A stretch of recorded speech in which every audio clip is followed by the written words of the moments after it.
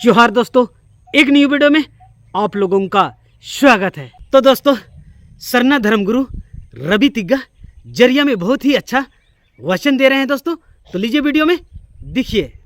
और लोगों को बताना शुरू किए, जिसके कारण आज हम लोग जागरूक हो पाए हैं। यही धर्म है जो हम लोगों को एकजुट कर पाता है।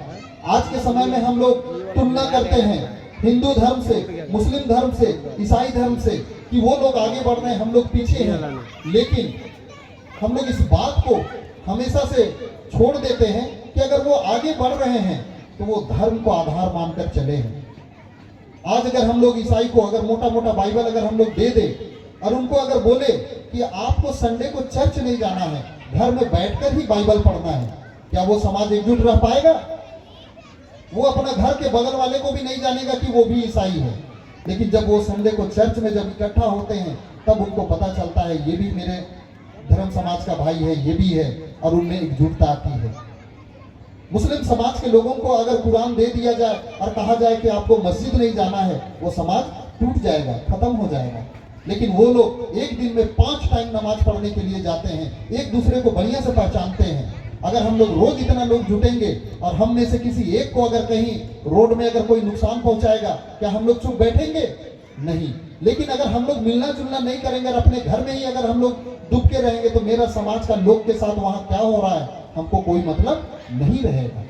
तो हमारे पुरखों ने इस व्यवस्था को बखूबी बनाया था कि सप्ताह का 6 दिन हम लोग जितना भी मेहनत कर ले, रात दिन मेहनत कर ले, लेकिन 7वां दिन यानी बिफे का दिन हम लोग का पुरखा लोग नियम बनाया कि बिफे का दिन हम लोगों को हार कोड़ी नहीं करना है, बिफे का दिन बेटी विदा नहीं करना है। तो फिर बिफे का दिन में क्या करना है?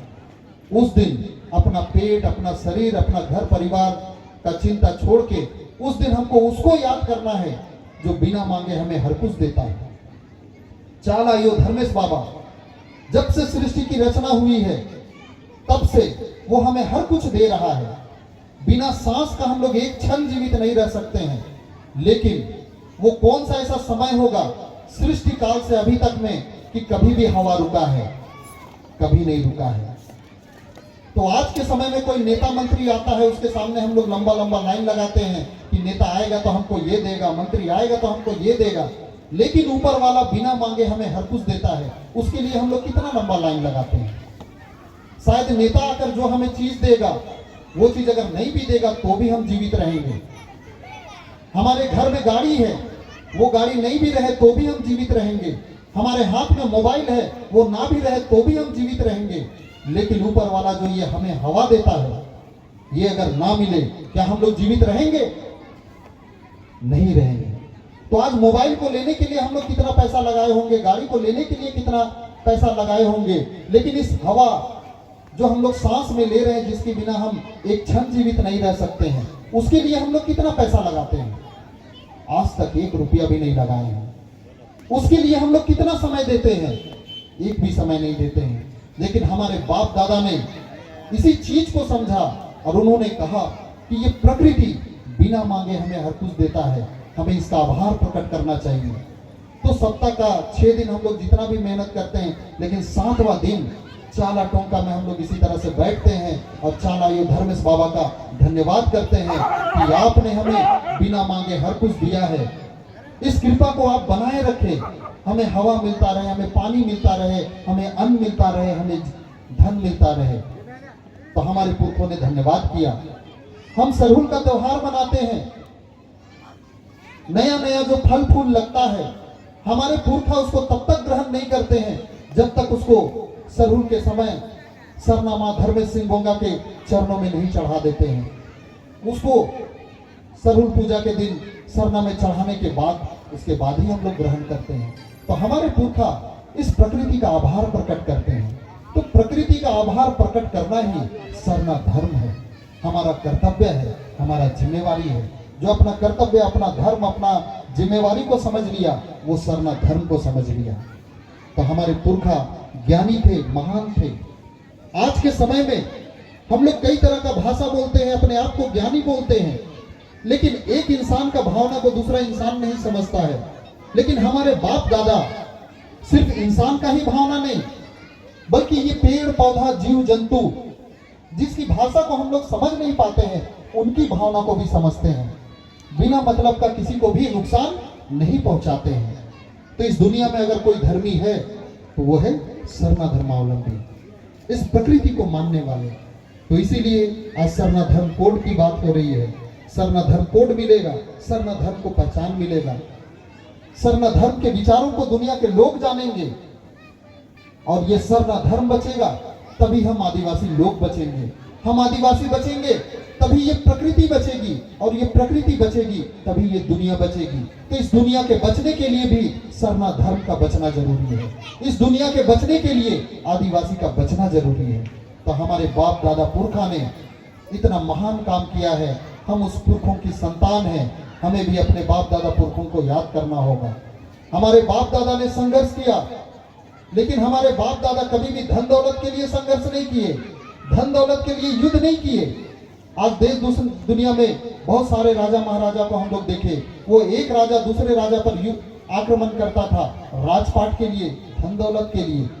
तो लड़ाई तो हमारे बाप दादा ने भी लड़ा, लेकिन कभी धन दौलत के लिए नहीं किया, कभी राजपाट के लिए नहीं किया।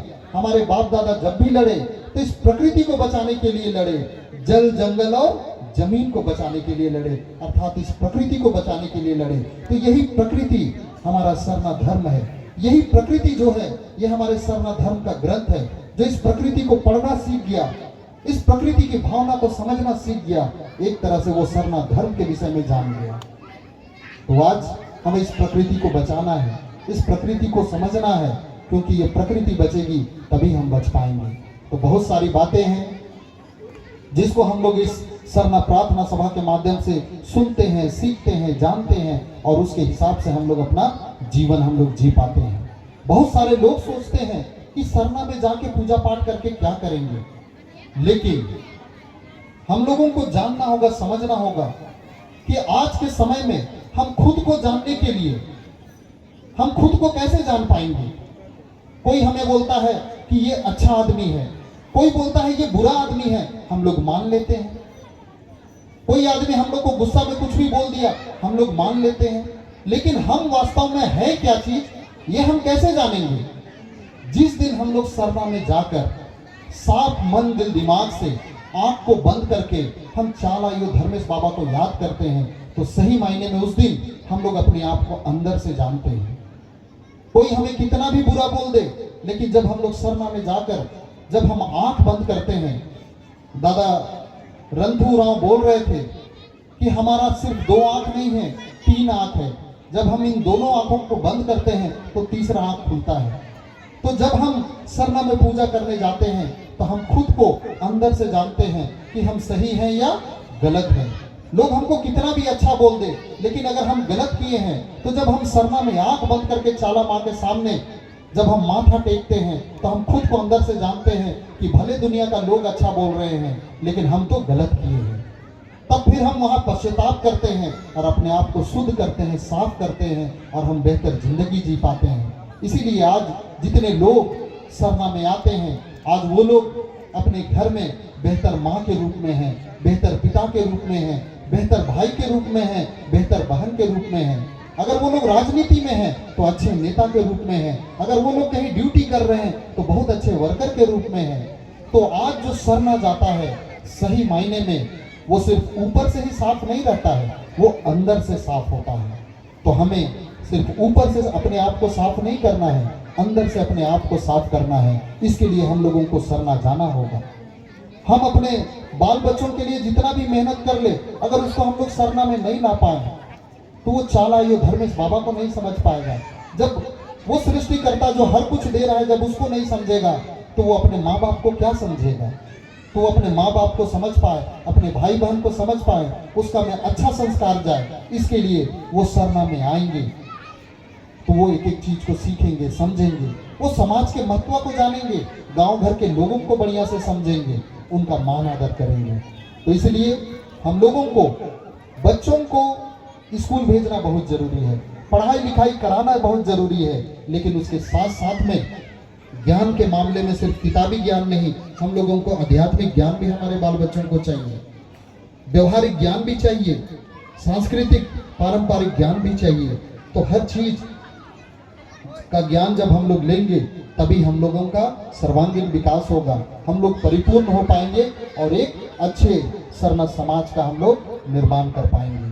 तो बहुत सारी बातें हैं, तो इतने ही कहकर अपनी बातों को अंत करते हैं कि हम लोग जितने भी लोग अपने गांव घर या कहीं भी धर्म समाज का काम कर रहे हैं उनको हम लोग मान सम्मान देंगे, ना कि हम लोग उनको हतोत्साहित करेंगे या उनको नीचा दिखाने का काम ना करते हुए उनको हम लोग मान सम्मान दें ताकि वो और बेहतर से बेहतर काम करके समाज को आगे बढ़ाएं।